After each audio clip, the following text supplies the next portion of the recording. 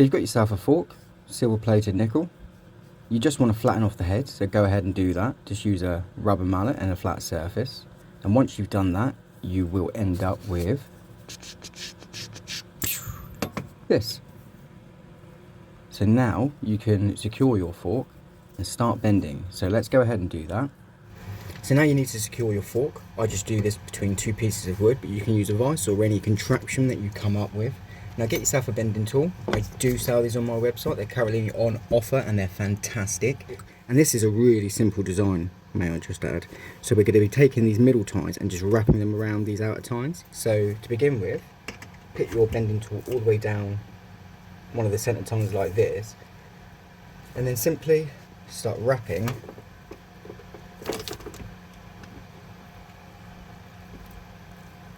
this other tine out like this. You just want to take the outer tine and just add a slight curve to it like this, so it goes out. Yeah, and now pretty much do the same on the other side.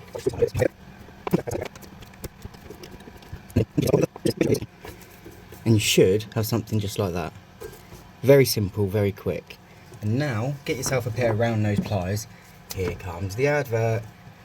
I do sell these on my website. They're part of a tool set. You can also buy them separately. Go to the base of your pliers.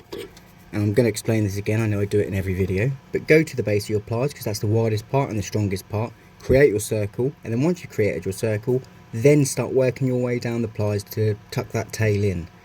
But for now, you're just using the base.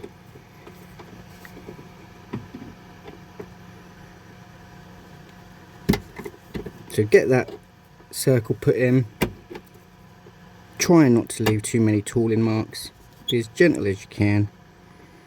But if you do get a few, you see like you got a little ripple here and a bump there, add a tiny amount of pressure, and if you just work them over like this,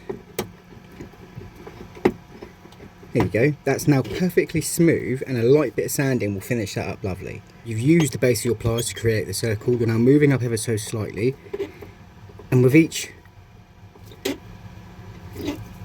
movement, or with each spin of the round nose pliers, you're coming down slightly until you get to the tips, and then you just tuck that tail just like this,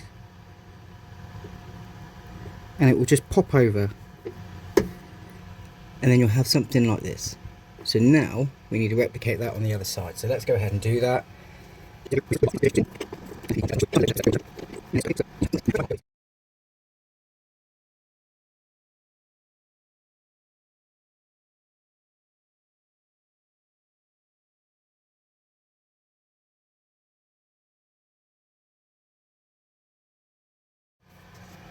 Your round nose pliers, just put a small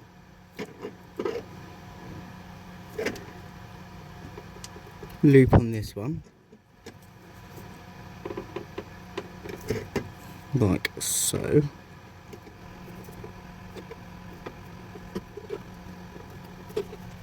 Right, so you should be around this stage.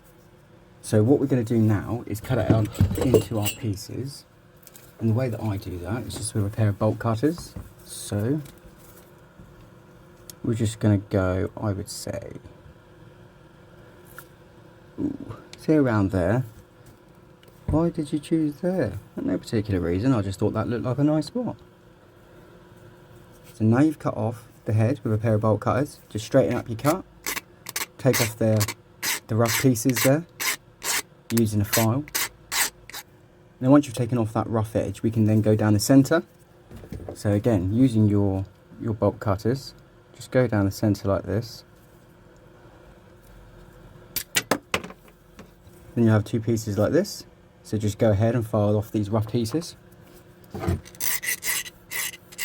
And once you've got your two pieces sanded off, you'll be able to make the holes. So let's go ahead and do that. And I use these drill pieces, 2mm. I know some people like to go a little bit smaller, but I prefer the 2mm. So, oh, there's two in there. Look at that, bargain.